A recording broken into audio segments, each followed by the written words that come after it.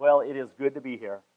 It seems like we just stepped right back into where we left off. I have that same good feeling that I had when we used to be a part of you all here at Greenville. And so it was fortunate today that our church back in Grand Rapids had a West Michigan Teen Challenge coming today. So they said, oh, we'll take the service, we'll do all the singing, we'll do all the sharing, you don't have to do anything. And this would be a great way to break away. And Pastor Matt had asked about maybe having me fill in today. I said, this will be perfect. So my church said that was fine as long as we could steal Jeff next week. So Jeff's going to be speaking for me next week. We'll be gone, so we appreciate that. This morning, I bring you nothing exciting, nothing entertaining, but I do want to bring you a word of encouragement. I've been praying about this day and asking God to give me something that would encourage you, because I feel like we're all, as we go through this faith journey together, we all experience many similar things in our personal lives, and certainly from our standpoint of worshiping in the church. And as a faith body here that left a really positive imprint on our family and prepared me to do the Lord's work elsewhere, you've showed us your support, and you've continued to send your prayers, and we just feel that connection with you.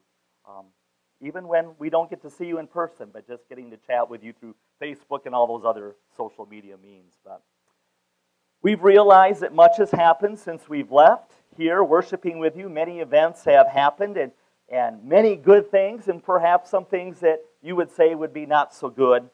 But yet God's presence is here, and He will continue to be here for those who will listen to His voice and what He is leading you to in the future. I want to share today a person that I felt God laid upon my heart to share with you today is a person from the Bible named Elijah. And he has just been speaking, his life has been speaking to me personally, and I just wanted to share that with you today. And so one of the evil reigns in Israel's history was that of King Ahab. He was one of the unfaithful kings of Israel, and his followers at this time were worshiping many idols, being that of Baal, the most important one.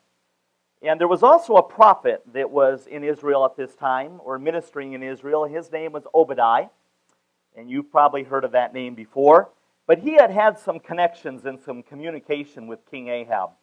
And one day when Obadiah happened to have contact with Ahab, he mentioned that he knew of a man named Elijah, and that he knew Elijah would be a person that could bring Israel out of a drought that they were experiencing, that King Ahab and his people were obviously very frustrated to live within. And so Ahab had heard of Elijah. He knew that Elijah was one of these outspoken followers of God against those who were following Baal, and he had encouraged the people to follow the ways of the true and the living God. And obviously that was not what Ahab and the people at that time were following. So today we're going to read some stories out of the Bible about Elijah. So if you have a Bible that you bring to church, you can open and read along with me. If you have a device, feel free to look on your device. We're going to go way back to the Old Testament book of 1 Kings, chapter 18. 1 Kings 18. I'll give you a moment to get there. Sometimes some of those books that we're not used to always reading, that we kind of flounder trying to find them.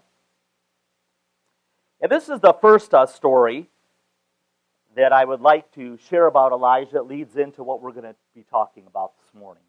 1 Kings chapter 18, verse 16. So Obadiah went straight to Ahab and told him, and Ahab went out to meet Elijah. The moment Ahab saw Elijah, he said, I love this, "So it's you old troublemaker." "It's not I who has caused trouble here in Israel," said Elijah, "but you and your government. You've dumped God's ways and your commands, and you've run off after the local gods, the Baals. Here's what I want you to do. I would like you to assemble everyone in Israel at Mount Carmel, and make sure that the special pets of Jezebel, the 450 prophets of the local gods, Baal, and the 400 prophets of the goddess Asherah are there. So Ahab summoned everyone in Israel, particularly the prophets, to Mount Carmel. Elijah challenged the people, "How long are you going to sit on the fence? If God is the real God, follow him. If it's Baal, follow him, but make up your mind." Nobody said a word. Nobody made a move. Then Elijah said, "I'm the only prophet of God here in Israel, and there are 450 prophets of Baal. Let the Baal prophets bring up 2 oxen, let them pick one, butcher it, and lay it out on an altar of firewood. But do not ignite it. I will take the other ox, cut it up, and lay it on the wood. But neither will I light the fire. Then you pray to your gods, and I'll pray to my God, and the God who answers with fire will prove to be, in fact, God." So all the people agreed. A good plan to do it. Elijah told the Baal prophets, "Choose your ox and prepare it. You go first. You're the majority.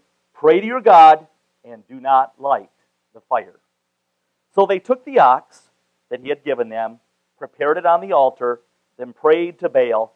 And they prayed all morning long. I can just hear it now. "Oh, Baal, answer us. Oh, Baal, answer us." Nothing happened. Not so much as a whisper of the breeze. Desperate, they jumped and stomped on the altar they had made. "Oh, Baal, answer us." And by noon, Elijah had started making fun of them, taunting them. "Call a little bit louder. He's God after all, you know. Maybe he's off meditating somewhere or the other. Maybe he's gotten involved in a work project. Maybe he's on vacation. You don't suppose he's overslept now, do you, and needs to be woken up?" They prayed louder and louder, and then began to cut themselves with swords and knives, which was a ritual common to them, until they were covered with blood. This went on until well past noon. They used every religious trick and strategy they knew to make something happen on the altar. Nothing happened. Not so much as a whisper, not a flicker of response. Then Elijah told the people, "Enough of that. It's my turn.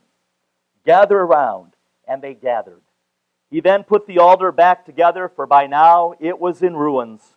Elijah took 12 stones, one for each of the tribes of Jacob, and the same Jacob to whom God had said, "From now on your name is Israel." He built the stones into the altar to honor God.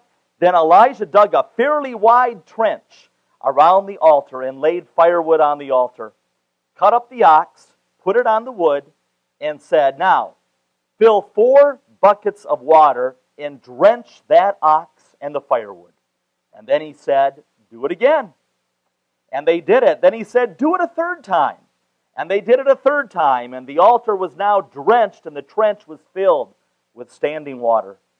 And when it was time for the sacrifice to be offered, Elijah the prophet came up and prayed, "O God, God of Abraham and of Isaac and Israel, make it known right now that you are God in Israel, and that I am your servant, and that I'm doing what I'm doing under your orders. Answer me, God, oh answer me, and reveal to the people that you are God, the true God, and that you are giving these people another chance at repentance."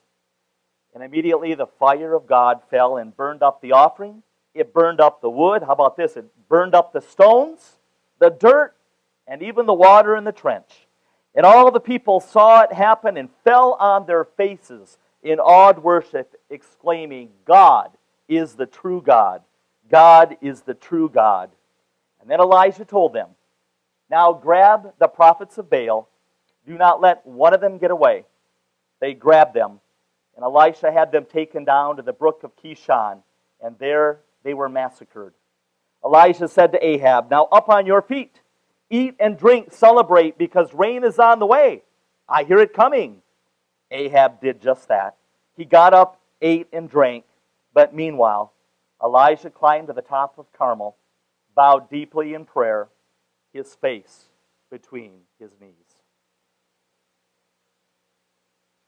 I love this particular story. I remember a number of years ago in Belding, we had a community-wide vacation Bible school, and this was the story that was given to me to come up with some creative way to act out this story. So we had a great big barrel that we put a bunch of fire in there, and we were pouring kerosene, actually. It was supposed to look like water, but it was kerosene. And then we had a wire that ran from the wood all the way to a top of a building that was near the Vacation Bible School. And we had a little hook with a rag. And when it was time for God to deliver the fire, we sent the little rag down on the hook, and it just blew up this barrel. And people were like, oh, they couldn't believe it happened. So that wasn't the biggest part of the excitement, though, because when it was done, the fire just kept burning. And I thought, well, we got to put it out. And so I went down and got a big bucket of water and came back up to the kerosene fire and threw the water. And of course, it just reignited and blew all over the place. And one of the volunteer firefighters that was working with us that day turned around with eyes about that big around. I thought, oh boy, I guess I didn't know my fire safety very well. But God had been faithful to Elijah to demonstrate this amazing and divine feat with the consummation of the altar by the fire from heaven. A feat that convinced many that day to not only see it with their eyes, but to believe that God was the true and living God. God had clearly won the contest that day between him and Baal, and he proved that he was legitimate in power and that the people bowed to worship God. I find this to be a wonderful and encouraging story because Elijah first was faithful. He did everything that God asked him to do. Then he acted in faith, which was a good thing. He put out the challenge to Ahab. He was so confident of God's power that he even taunted and bragged his God up in front of the prophets of Baal. And things had ended on a bright spot. Something good had just happened. Good, even though it was in the minority, had won out. And I was thinking, you know, in God's kingdom, you and I, we're all called to faithfully serve Him, are we not? To be ambassadors of this beautiful gospel message that we embrace, that we believe, that ordains our life, and we want other people to know and to experience that, to share with the unbelievers all around us, just as Elijah did. And so whenever anything good wins out, we revel in that, don't we? We revel in the things in our lives and in our churches that are good, that we can celebrate. We love it when things go as planned, when everyone falls into line and everything seems to be going right the way that we think things should go. And we see God being lifted up in our lives and in our churches. And so we embrace the good that God does. And Elijah must have sensed when he went back up to Mount Carmel that even though this was a divine experience and the people were down falling on their faces and worshiping Him, that perhaps everything was not yet all finished. That all was not made pure and right for time. When would the people forget as they had so often forgotten in the past? When would this mystical event that they saw wear off and they would return back to their ways of being evil? In fact, Elijah encourages Ahab to go and prepare himself for the coming rains that were becoming, and now the drought would be ending, and Ahab, having seen this great feat of God himself, was distracted to run off and to prepare. And that was Elijah's getaway chance, to get away, to go back to Mount Carmel where he bows and prays and seeks what's next with God. What does the next moment hold? Is Israel fixed now? Is everything good? Is Ahab convinced? Are the people happy? Has righteousness seized the day? Will it hold? And Ahab, amazed at what had happened, went and told his wife, the beautiful, kind, compassionate, understanding wife, Jezebel. Not. I would surmise that Jezebel, as she appears through all the events of the Old Testament, is synonymous with evil, because she was certainly a follower of the author of wickedness, Satan.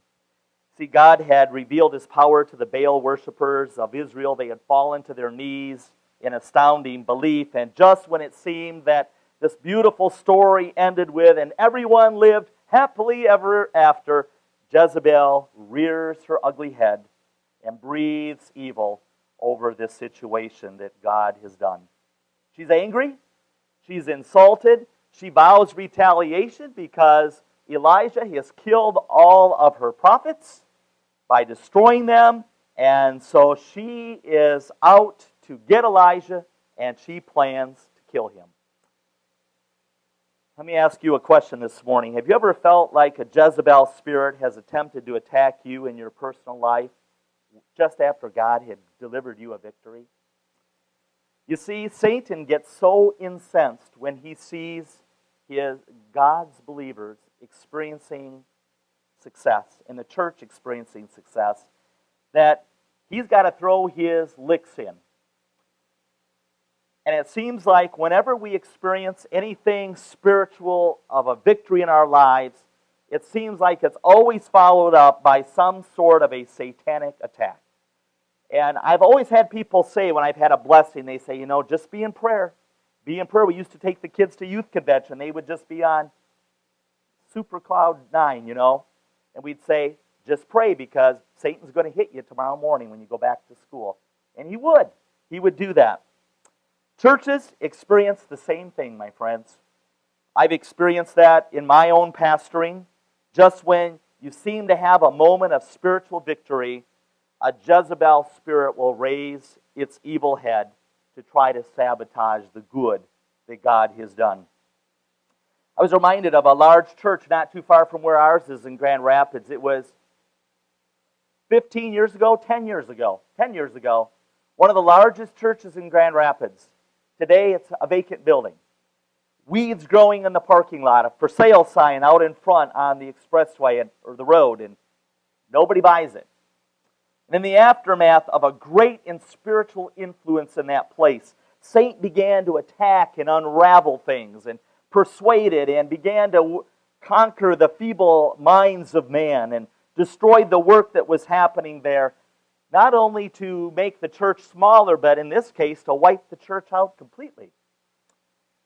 My friends, we've all been there in our personal lives, and we've gone through some kind of a personal experience in our lives or in the lives of our church, the life cycle of the church. And this is what Elijah was going through. What had been good, what he had seen God deliver for the people, was on the verge of being sabotaged and attacked.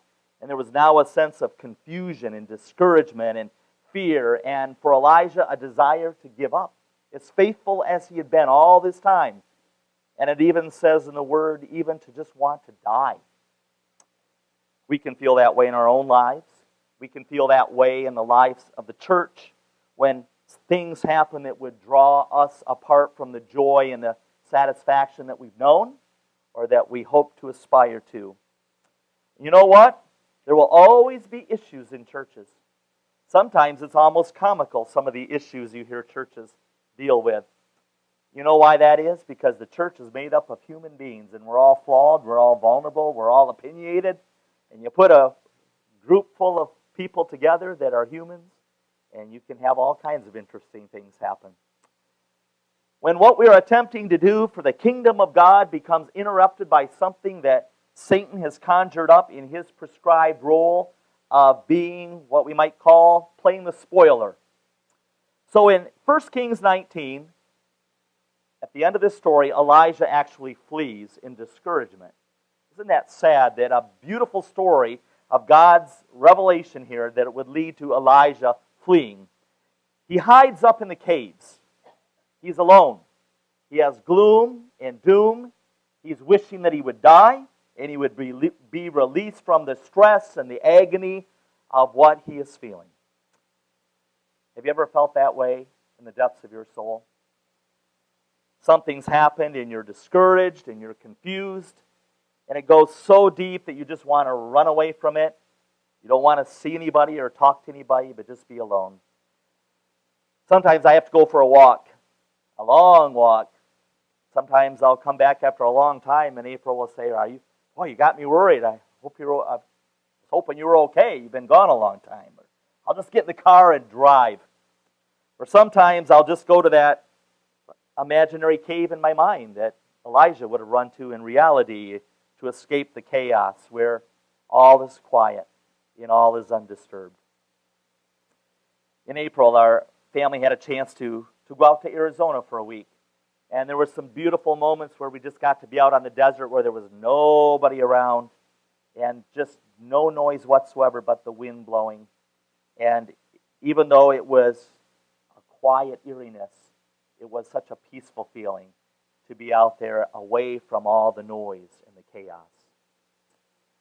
So now I want to jump ahead to 1 Kings 19, because this is what the Lord laid upon my heart to share with you today. 1 Kings chapter 19, we're going to look at the first 14 verses. So Ahab reported to his wife Jezebel everything that Elijah had done, including the massacre of the prophets. And Jezebel immediately sent a messenger to Elijah with their threat, the gods are going to get you for this, and I'll get even with you too. By this time tomorrow, you'll be as dead as any one of the prophets that you murdered. And when Elijah saw how things were going, he ran for dear life to Beersheba, far in the south part of Judah. He left his young servant there and then went on into the desert another day's journey. And he came to a lone broom bush, and he collapsed in the shade, wanting in the worst way to be done with it all, to just die. Enough of this, God, just take my life. I'm ready to join my ancestors in the grave. And exhausted, he fell asleep under the lone broom bush. I imagine he was probably hoping he was just going to die in his sleep. And suddenly an angel shook him. Get up and eat. He looked around, and to his surprise, right by his head was a loaf of bread baked on some coals and a jug of water sitting there. And he ate the meal and he went back to sleep. And then the angel of God came back, shook him awake again, and said, get up, eat some more. You've got a long journey ahead of you. So he got up and he drank his fill and set out. Nourished by that meal, he walked 40 days and nights, and all the way to the mountain of God, to Horeb. And when he got there, he crawled into a cave and he went to sleep. And then the word of God came to him. So Elijah, what are you doing here? I've been working my heart out for the God of the angel army, said Elijah. The people of Israel have abandoned your covenant. They've destroyed your places of worship. They've murdered your prophets. And I'm the only one left. And now they're trying to even kill me. And then he was told, go stand on the mountain at attention before God. God will pass by. A hurricane wind ripped through the mountains and shattered the rocks before God. But God wasn't to be found in the wind. And after the wind, an earthquake, but God was not in the earthquake. And after the earthquake, a fire, but God was not in the fire. And after the fire, a gentle and quiet whisper. When Elijah heard the quiet voice, he muffled his face with his great cloak, went to the mouth of the cave and stood there, and a quiet voice asked, so Elijah, now tell me, what are you doing here? Elijah said it again, I've been working my heart out for God, the God of the angel armies, because the people of Israel have abandoned your covenant. They've destroyed your places of worship, and they've murdered your prophets. I'm the only one left, and now they're trying to kill me.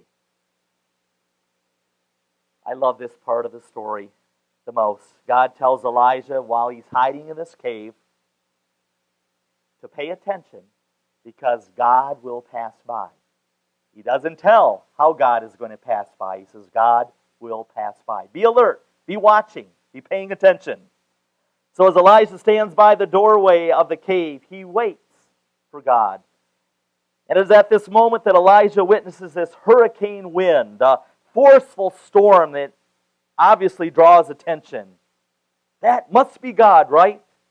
But that wasn't God speaking to him. Then the earthquake began to shake and the rocks began to fall. And that must be God, right? But God wasn't speaking through that. And then the fire from the earthquake raged all around, displaying its great power in full view. That must be God, right?